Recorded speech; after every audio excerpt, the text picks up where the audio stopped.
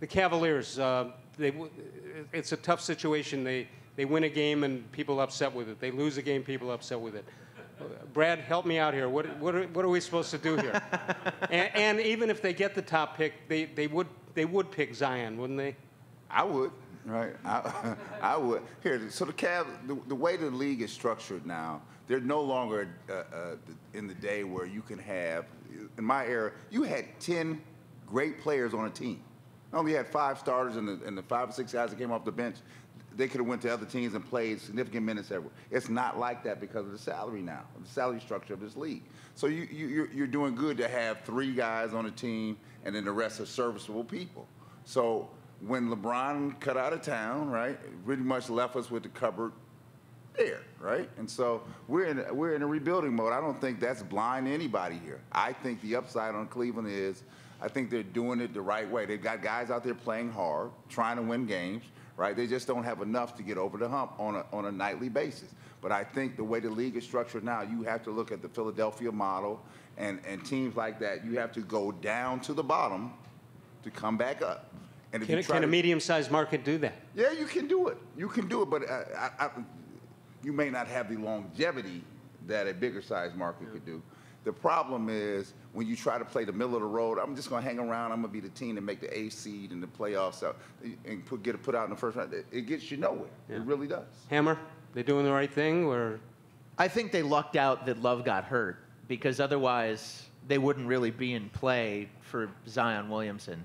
The problem with this draft, from what I know, and like any good Clevelander, I watch about 3 minutes of college basketball before March anyway, is that this draft behind Zion is bad. And so if you don't get the #1 pick, it's going to be really hard to find a franchise-changing player anywhere else. I'm not saying it's not going to happen. I just think it's going to be hard. The one thing they haven't done that I don't like, they've had no stability in their front office at all. And when you're rebuilding a team, lottery balls matter. But Steph Curry wasn't the #1 pick in the draft, and Klay Thompson wasn't the #1 pick in the draft, and Kevin Durant wasn't the #1 pick in the draft, and the Warriors got Draymond Green in the 2nd round of the draft. The Nuggets, the team I grew up rooting for, found Nikola Jokic, who is one of the best players in the league now. They found him in the 2nd round. So I think it's really important now that the Cavs have a good general manager who knows how to find talent, like Brad was saying about Jerry Krause. And I just think the jury is still totally out on Kobe Altman in that regard. I don't know whether he's the right guy, but I'll tell you, I would feel better if Griff was still there. But do you even believe Kobe Altman is making the decisions? Because I don't. I think Dan Gilbert overrules everything. He runs the show, and that's why unless the Cavs get lucky and get Zion and, you know, end up in a situation with another generational player, I think it's going to be hard for them to win. Dan Gilbert spends money. I give him credit for that, and he spent a lot when the Cavs were winning.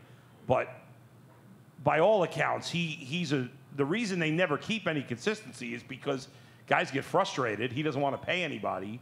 I mean, he doesn't want to pay anybody in terms of the front office, and he overrules what they do. He thinks he knows basketball, and as long as he's making the basketball decisions, I don't think there's any reason to have much faith at all that the Cavs can find those second, you know, because you mentioned those second-round picks, late first-rounders. Those do happen, but they're few and far between that you get good players there. You have to have a really good GM. As but it's how Denver and Milwaukee have built their teams. I mean, Giannis right, but they have good management now. Right now, I can't say the Cavs do. You have to talk to me about Denver and Milwaukee when they actually win something, right? Yeah. Denver has won nothing. Milwaukee hasn't won anything since Kareem was there, right? So that's an example of those middle-of-the-road teams that always seem to be middle of the road, and the people in Milwaukee must be happy with being put out in the 1st or 2nd round, and Denver's just lucky to be in the dance, right?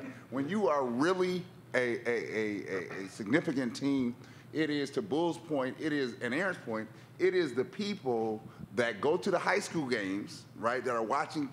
They're just gym people. They know all the players. They know where people are. They know if the people are in Montana playing, right? And they can find the people. When you get a person that just, let me get the guy from Duke because I see him on TV every week. Yeah, right. Let me get that person over there, right? It never works out. No. It's not the star player. It is the additional pieces around the star players that make the team. I was screaming for Draymond Green when the Cavs had a chance to pull him in his draft because I had watched him at Michigan State. I said, that kid's going to be a player. He's going to be a player, not a superstar, but a supporting player that can make a difference to a team. Andy, where do they go from here? Well, let me just go back on this whole thing. I think, first of all, we have this huge misconception about the NBA draft because we've sat around it for years and thinking about the NFL draft. And Brad, correct me if I'm wrong.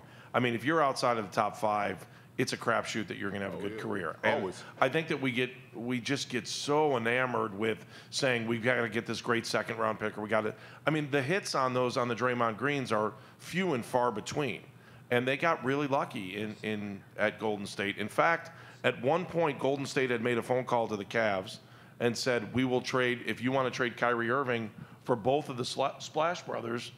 They were going to do it. And Golden State wanted to do this, right, Brad? Right. And it didn't I mean, the Cavs said, no, we want to keep Kyrie. So, I mean, some of the moves you make are, I mean, I hate to sound like Mark Shapiro, but some of the moves you make are the ones that you don't make are the best moves that you're going to make. I know that didn't really make sense, but it makes sense in my world. I just think when it comes to the NBA draft that you've got to look at those first 4 picks as all having an equal chance. So winning and losing now at this time of year really doesn't make that much of a difference. The top 3 picks all have an equal chance at pick 1, pick 2, pick 3 because of the way things have shifted out. Now, if you land in 2nd, you can't do any worse than 4th. If you land in 3rd, you can't do any worse than 5th. So I have no problem with the Cavaliers winning right now. It looks like they're going to be a bottom 3 team, and they're going to have that same 14% chance as the other teams that are going in there.